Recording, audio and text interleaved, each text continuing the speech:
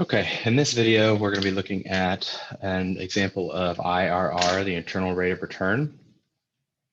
So the formula the book gives you, which does work, although we're going to use the Excel function, is you can basically calculate your discount factor. And this would be the investment divided by the cash flow.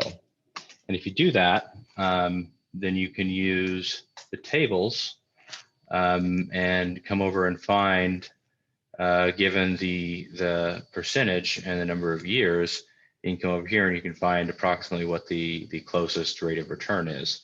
I'll show you how to do that in this video, and I'll also show you how to do it in Excel. So for this first one,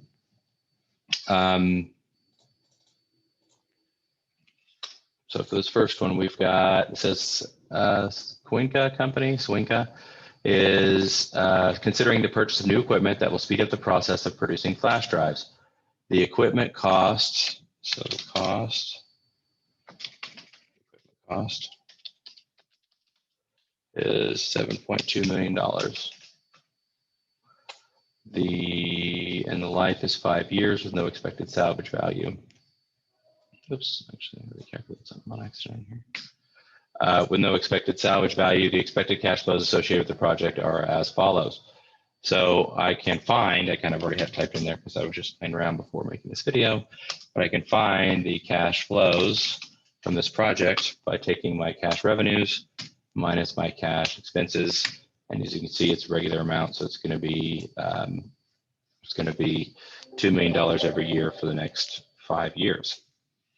So what I can do with that, now that I have found my annual cash flow, is I can go over and I can take my annual cash flow of $2 million, and I can take my investment, which is 7.2, divided by my cash flow to find my discount factor. So if I take 7.2 divided by 2 million, I find my discount factor. That should be 3.6. So I know the equipment costs, I know the equipment's life is 5 years. So what I can do then is I can go over and use the table, and I'm going to specifically use the present value of an annuity table, because an annuity is regular interval cash flows, and that's what this is, $2 million a year for the next 5 years every year. And I'm going to go down to the number of periods of 5, and then I'm going to scroll across and look for the closest number I can find to 3.6. And once I find that, 3.60478 is as close as I'm going to get, that is my IRR, my internal rate of return, is 12% in this case. So based on the discount factor, I found my IRR was roughly 12%, not exactly 12%, but it's close to 12%.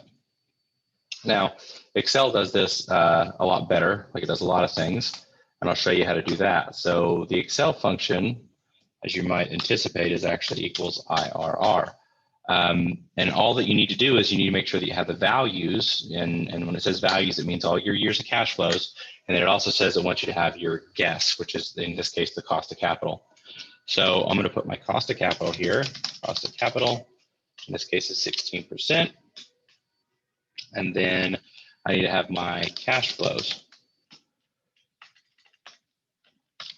Now my cash flows for this project, I have a total of 6 different cash flows, but it's only in 5 years. So I'm going to label this column years, year 0, which means when I initially buy this in the first place, I'm spending $7.2 million. So that's a cash outflow. So it's a negative number of $7.2 million. And that's year 0. That's when I start the project in the first place. Year 1, I then have this cash flow of $2 million. And I have the same thing for year 2, 3, 4, and 5. I'm going to have, again, $2 million every year for each one of those years. So now I have everything that I need. So I can say equals IRR, and I can take my values. I start with my negative number because it assumes that that's year 0. It assumes the first number you give it is the year 0 number, and then I'm going to highlight through all the rest of them. So I've got G15 in this case through G20. That is my cash outflow, my initial cash outflow, and then all my positive cash outflows following that. and then I'm gonna hit a comma, and I hit my guess of 16% here, close parenthesis, and I get 12%. But this one over here, this is actually more accurate. I can do, this is really not 12%, it's 12.0535, and it would keep going from there, 12.0535%. So this method is more accurate. And the reason for that is because remember when we went over and found this number on the table, it wasn't exactly 3.6, it was 3.60478. So I couldn't get an exact number from that table. Okay. So similarly, I can do the same thing with this one. I can either use the discount factor in the same way, or I can do the IRR function. I prefer the IRR function. So I'm going to build a table here, year 0, 1, and it looks like the investment is going to last. So Kathy Short is evaluating investment that will save her $240,000 per year. She estimates the system will last 10 years. So that's my first thing. I need to have 10 years, starting with year 0. And I need to figure out the cash flows for each one of those years. Well, year 0, it's whatever the equipment cost is. In this case, the system's going to cost $1.248 million. Okay, and year 1, the system is going to cost, or I'm sorry, is going to save us $240, and it's going to save us $240,000 every year for the next 10 years. It's $240,000. So now I can, again, I'll do this both ways. So first thing I'll do is I'll find the discount factor. So discount factor is my investment divided by cash flows. So my discount factor equals divided by cash flows. I know it said negative, that's just because I started with a negative number, but it should be 5.2. I'll make this negative to make that right, 5.2. So if I go over to my table, and it's a 10 years, so I'm going to go over to my in column and look for 10.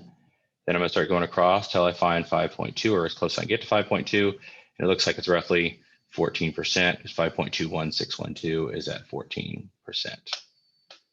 So the answer with the discount factor is approximately 14%. Now I'd like to find my actual IRR. I've got to know my cost of capital. In this case, the cost of capital is 10%. And then I can do my formula for IRR. So equals IRR, open parenthesis, all my values, including year 0, highlight, comma, guess. I'm going to take my cost of capital, in parenthesis, and 14%. But notice again, if I make this decimal larger, that it's really 14.079%. It's not exactly 14%. So it's, like I said, is a more accurate method of figuring out IRR.